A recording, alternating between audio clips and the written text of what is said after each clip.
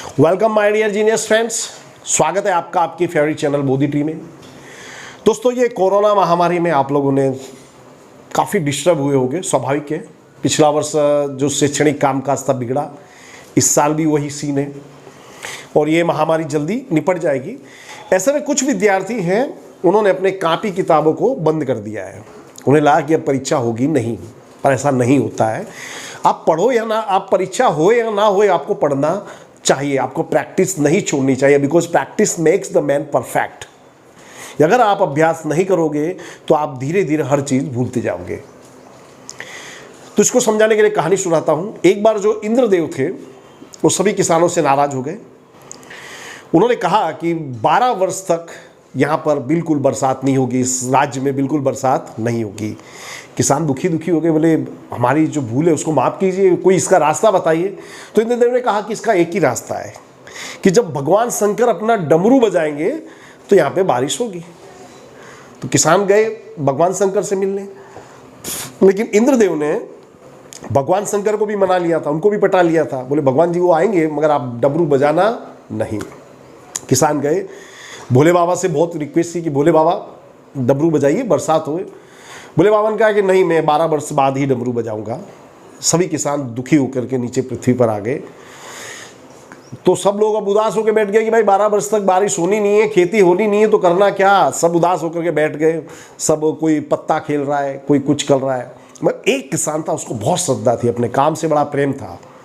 वो खड्डा खोदता रहा, उसने जो अपनी जो प्रैक्टिस थी वो चालू रही। वो जमीन जोतता रहा, बीज बोता रहा। तो उसको देख के बाकी किसान उसका मजाक उड़ाते, बोले तू मूर्ख है, 12 वर्ष तक जब पानी की एक बूंद नहीं गिरने वाली, कुछ भी नहीं होने वाला, उसके बावजूद तू ये खेती किए जा रहा है। What is the meaning of these things? इसका क्या मतलब है? किसान ने बोला कि देखिए, सब चीज़ें भगवान के हाथ में, मुझे मेरे काम से प्रेम है और मैं चाहता हूँ कि जिस दिन 12 वर्ष बाद जब बारिश होगी तो कहीं मैं अपनी ये खेती की जो प्रवृत्ति है इसको भूल ना जाऊँ, इसलिए मैं आज ये प्रैक्टिस कर रहा हूँ। तो बाकी किसानों खूब मजाक उड़ाया। अब जो पार्वती माता थी वो ऊपर से देख रही थी इस किसान को कि लगातार ये कई दिनों से मेहनत किए जा रहा, बिना थके, पूरी श्रद्धा के साथ, पूरी शिद्दत के साथ। उन्होंने भगवान शंकर से कहा कि भगवान जी, इस किसान को देखिए, इसको देख के आप सोचिए कि ये किसान खेती कर रहा है, उसको मालूम है 12 वर्ष बाद बारिश होने वाली है, फिर भी ये मेहनत कर रहा है कि कहीं ये भूल ना जाए। अब मुझको तो ये लग रहा है कि इतने दिनों से आपने डमरू नहीं बजाया है, कहीं आप 12 वर्ष बाद डमरू बजाना भूल ना जाए।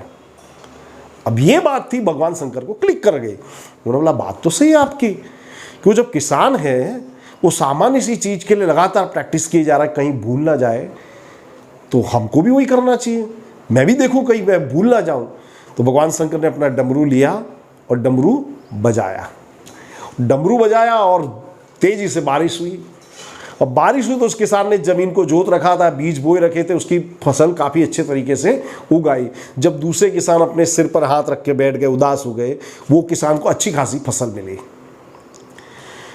तो भगवान शंकर भी प्रसन्न हुए, किसान भी प्रसन्न हुआ। तो मोरल ऑफ द स्टोरी ये है कि आपका जो काम है उसको आपको करते रहना चाहिए, क्योंकि कब उसकी जरूरत पड़ेगी कुछ नहीं कहा जा सकता। आप विद्यार्थी हो, आपको प्रैक्टिस करते ही रहना चाहिए।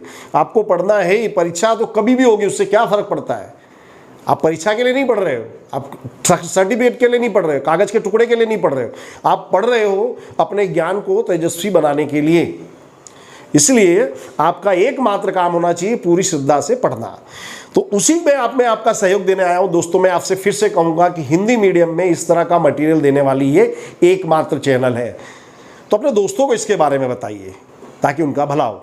Okay, so now let's start. Exercise 1.1 का सम जो था, सम नंबर 1, वो हमने देखा था। उसमें हमने अचल आधार की रीत, परंपरित आधार की रीत और औसत वाली पद्धति का हमने उपयोग किया था। आज हम एवरेज वाली जो मेथड है उसका उपयोग करेंगे। ये डेटा दिया हुआ है, 3 चीजें हैं, गेहूं, चावल, चीनी। ओके, इनका हमको डेटा दिया है।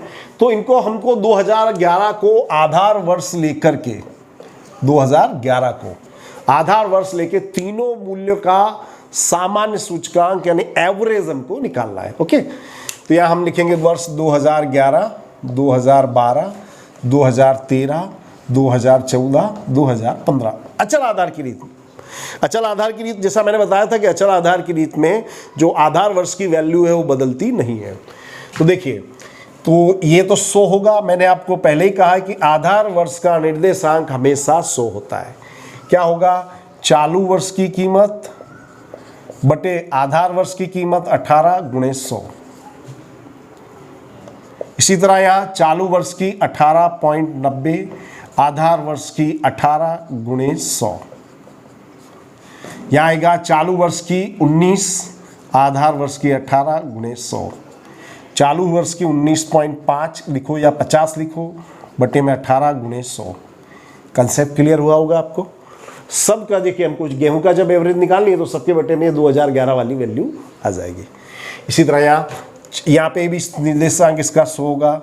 चालू वर्ष की 36, आधार वर्ष की 30 गुणे 100। चालू वर्ष की 38, आधार वर्ष की 30 गुणे 100। चालू वर्ष की यहाँ पे भी 38 है, आधार वर्ष की 30 गुणे 100। 19, आधार वर्ष की वैल्यू है 30 गुणे 100। ओके, चीनी है, इसकी 2011 वैल्यू थी 30, तो यहां हो जाएगा 100, क्योंकि आधार वर्ष है, आधार वर्ष का निर्देशांक होता है हमेशा 100। मैं एक ही चीज अगेन अगेन अगेन रिपीट करता हूं। भगवान बुद्ध जब अपने शिष्यों को उपदेश देते थे तो हर चीज 3 बार बताते थे कि भाई आप कितना भी अनकॉन्शियस हो आपको सुनाई दे जाएगा। तो भाई मैं भी वही कर रहा हूं, एक ही चीज बार बार अगेन एंड अगेन रिपीट कर रहा हूं। तो यहां देखिए, चालू वर्ष की 31 बटे 30 गुणे 100। चालू वर्ष की वैल्यू 32, आधार वर्ष की 30 गुणे 100। चालू वर्ष की 34, आधार वर्ष की 30 गुणे 100। चालू वर्ष की 36, आधार वर्ष की 30 गुणे 100। इसके बाद कैलकुलेटर का उपयोग करना तो आता होगा दोस्तों आप लोगों को। अब हम वैल्यूज निकाल रहे हैं, मैं डायरेक्ट लिख दूंगा। तो यहां देखिए, ये आ रहा है आपका 102.78, ये आ रहा है आपका 120, ये आ रहा है आपका 103.33, ये आ रहा है आपका 105, ये आ रहा है 126.67, और ये वाली वैल्यू आ रही है आपकी 106.67, और यहाँ पे आपकी वैल्यू आ रही है 105.56, 126.67, ये वैल्यू है आपकी 113.33, ये होगा 108.33,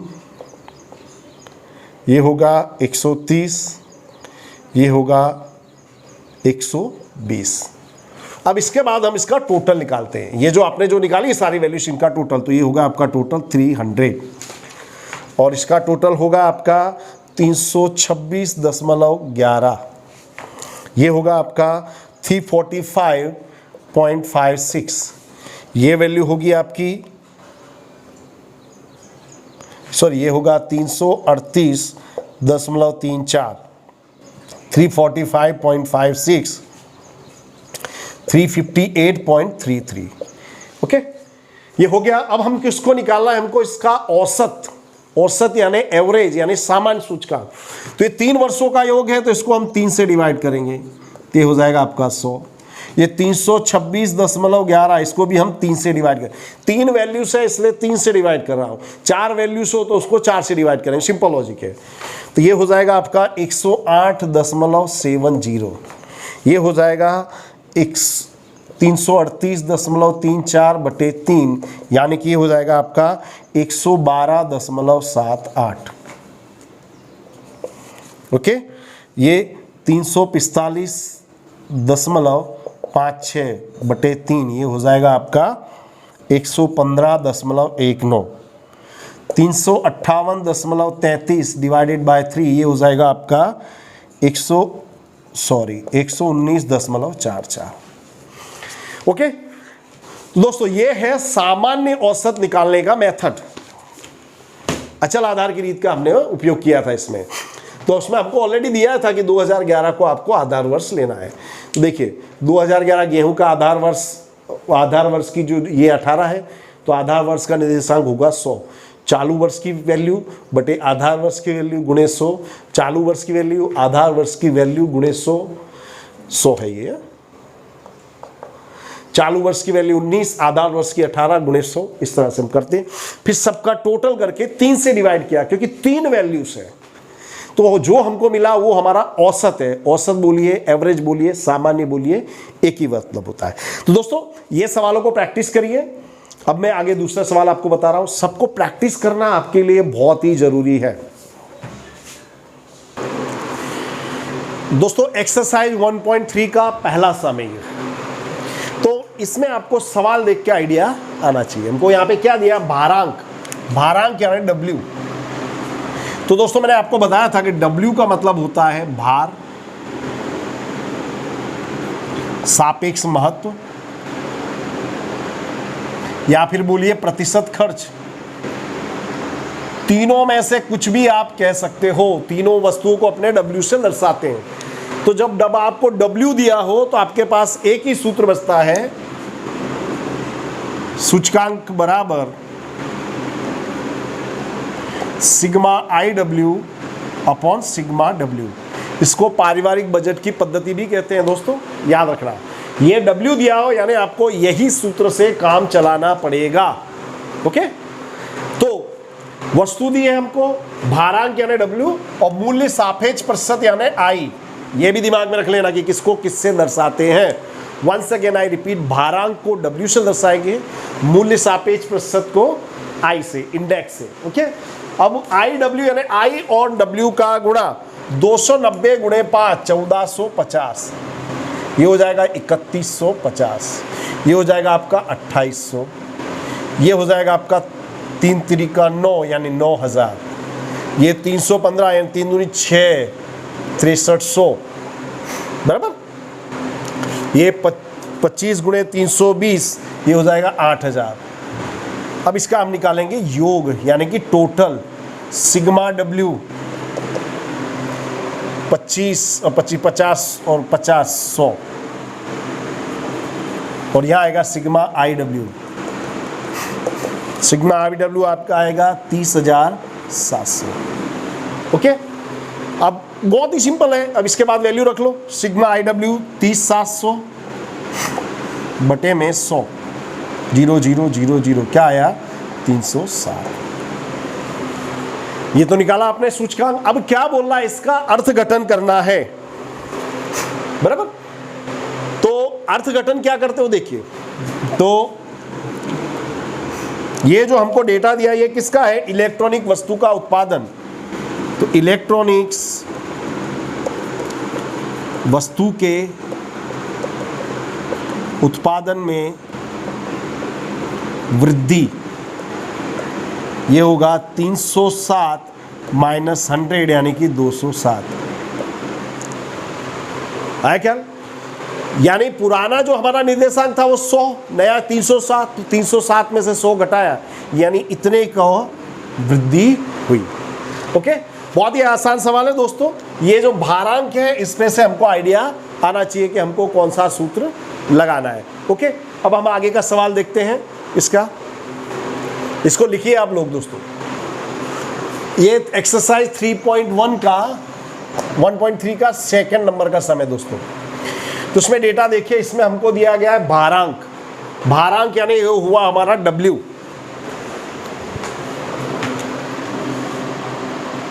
ओके, तो W दिया यानी हमको आइडिया आ गया कि sigma IW upon sigma W का सूत्र इसमें लगेगा। That's simple thing. अब 2014 ये पुराना वर्ष है, 2015 उसकी अपेक्षा नया वर्ष है। तो पुराने वर्ष की प्राइस को हम P0 से दर्शाते हैं और इसको P1 से। वंस अगेन आई रिपीट, जो पुराना 2014 और 2015 की बात करें तो 2015 नया वर्ष है तो उसकी प्राइस हुई P1, 2014 पुराना वर्ष है तो उसकी प्राइस हुई P0। ये चीज़ आप दिमाग में रखिए। ओके, तो हम दिखा देते हैं भाई इसको। 30, 20, 50, 32, 40, 16। ये क्या आएगा,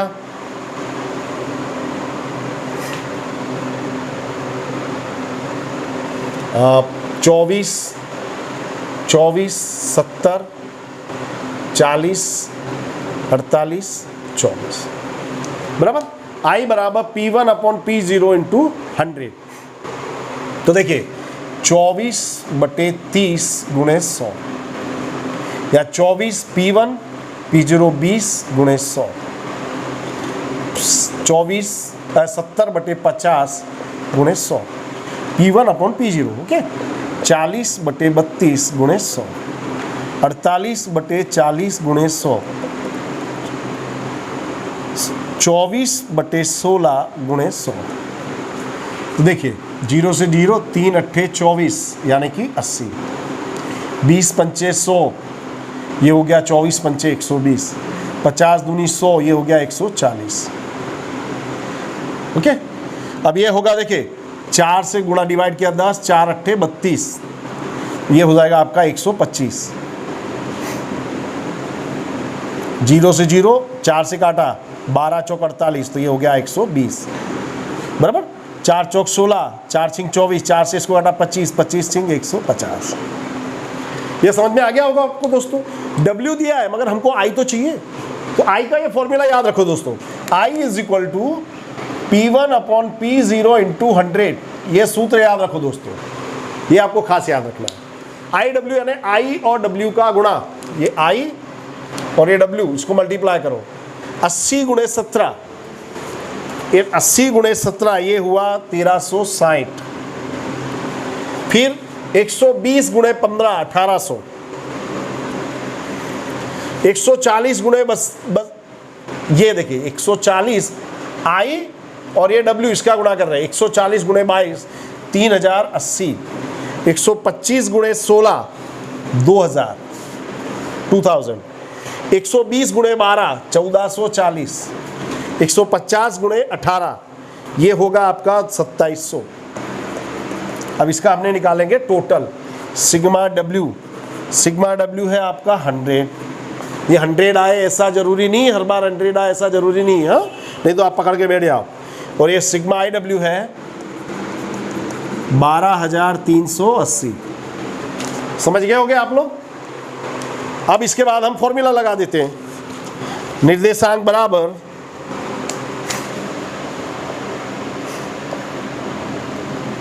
sigma IW upon sigma W, यानी 12380 बटे में 100 00 123.8। ओके, वेरी सिंपल दोस्तों, ज़्यादा डिफिकल्ट नहीं है। सबसे बड़ी बात क्या है, सवाल देख के अपने दिमाग की बत्ती जलनी चाहिए कि इसमें कौन सा मेथड लेगा। इसमें W दिया है, भार दिया है, इसलिए हम W वाला मेथड लगाएंगे। ओके, तो सारा खेल है आपका कॉमन सेंस उसको क्या कहता है। ओके, तो इस सवाल को दोबारा लगाइए, हम आगे का दूसरा सवाल देखते हैं दोस्तों। तो दोस्तों ये एक्सरसाइज 1.3 का सम नंबर 3 है। सवाल थोड़ा सा लेंथी है, इसलिए इसको बहुत ही ध्यान से समझना।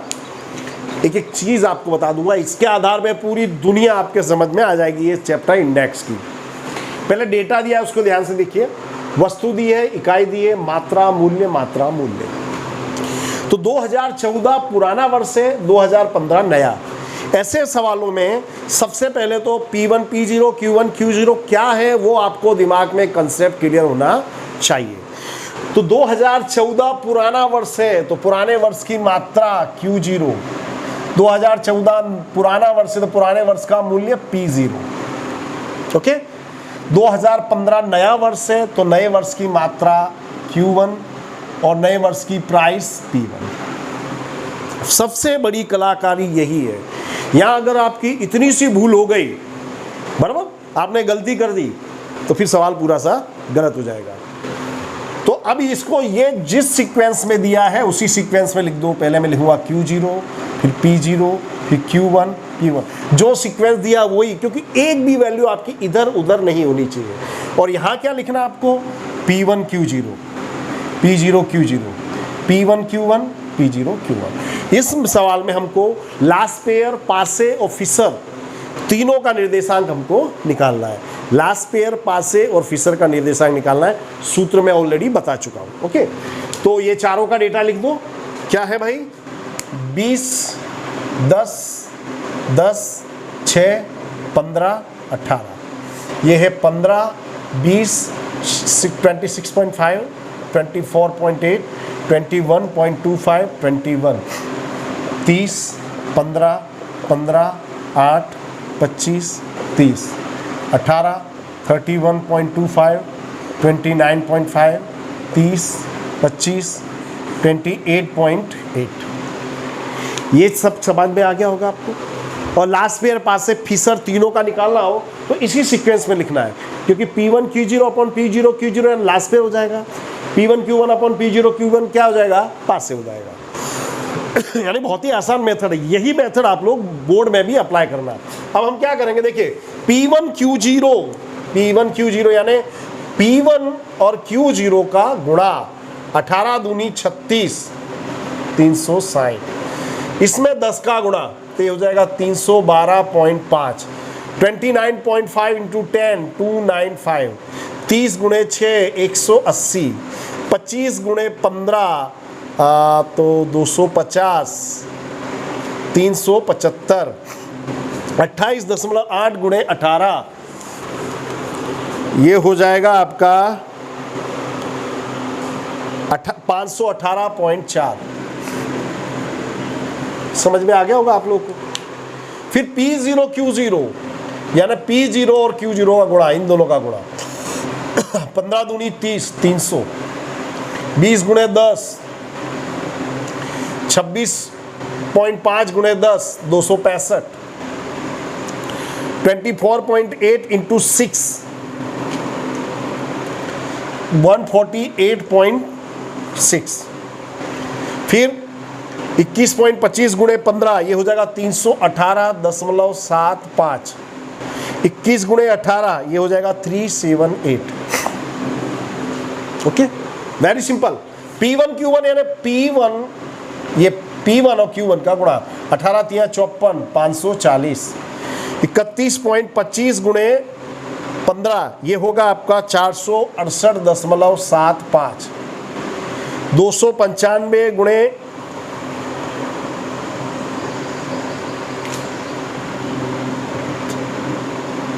क्या था हमारा P1 Q1 यानी P1 और Q1 का गुणा, ये गुणे 15 ये होगा आपका 442.5, 30 गुणे 8 240, 25 गुणे 25 625, 28.8 गुणे 30 864। P0 Q1 यानी P0 में Q1 का गुणा 15 गुणे 18 450, 300, 397.5, 198.4, 531.25 ये होगा आपका 630। ख्याल आ गया होगा दोस्तों आपको। P1 Q0 यानी P1 और Q0 का गुणा, P0 Q0 यानी P0 Q0 का गुणा, P1 Q1 यानी P1 और Q1 का गुणा। सिंपल सा है। अब इसका हम निकालेंगे सिग्मा सबका टोटल निकालेंगे तो ये है आपका 2040.9, ये है आपका 1610.35, ये है आपका 3180.25, ये है आपका 2507.15 बराबर। अब इसके बाद निकालेंगे हम लास्ट पेयर का निर्देशांक IL equal to sigma P1 Q0 sigma P0 Q0 गुणे 100, यानी कि 2040.9 बटे 1610.35 गुणे 100 तो ये मिलेगा आपको, लेट मी सी, ये आपको मिलेगा 126.74। ये निकाला आपका लास्ट पेयर का निर्देशांक। फिर पासे का निर्देशांक IP equal to sigma P1 Q1 sigma P0 Q1 गुणे 100, यानी कि 2507.15 बटे 3180.25 गुणे 100 ये आएगा आपका 126.85। लास्ट पेयर पासों का निकाल दिया। अब हम निकालेंगे फिशर का निर्देशांक। तो IF is equal to √IL गुणे IP। अगर आपको फिशर और लास्ट पेयर पासे का निकल जाए, तो 126.74 गुणे 126.85, इन दोनों को मल्टीप्लाई करेंगे, छोड़ जो आए उसका हम निकालेंगे स्क्वायर रूट यानी कि वर्गमूल, तो हमको मिलेगा 126.78। ओके, बहुत ही आसान है दोस्तों, ये पूरा चैप्टर ही आसान है, लॉलीपॉप है ये चैप्टर, एकदम लॉलीपॉप है। उसके बाद जब मैं पढ़ाऊं फिर तो भूल ही जाने का दोस्तों। तो ये इस तरह से दोस्तों हम लास्ट पेयर पासे फिशर का निर्देशांक निकाल सकते हैं। तीनों सूत्र आपके पास है। पूरा वीडियो देखिए, लोगों को साथ शेयर कीजिए। मिलते हैं अगले वीडियो में। Thank you very much friends.